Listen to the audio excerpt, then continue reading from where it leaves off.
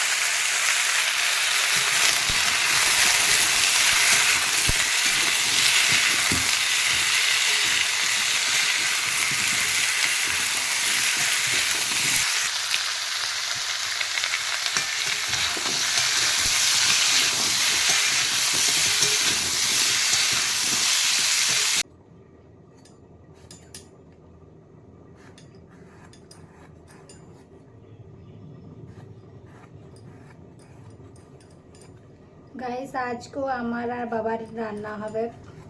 মা বুনি এখনো আসে নাই মামা ঘর থেকে। আজকে মনে হয় আসতে পারে। আজকে আজকে বিকাল আসবে, না হলে হয়তো কালকে সকাল আসবে।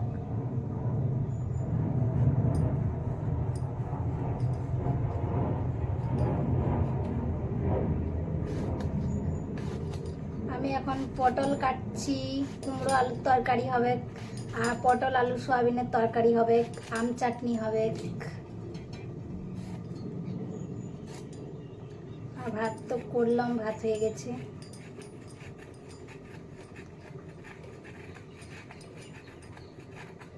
তোমাদের বাড়িতে আজকে কি কি রান্না হবে অবশ্যই কিন্তু আমাকে কমেন্ট করে বলো, তাহলে আমি খেতে যাব।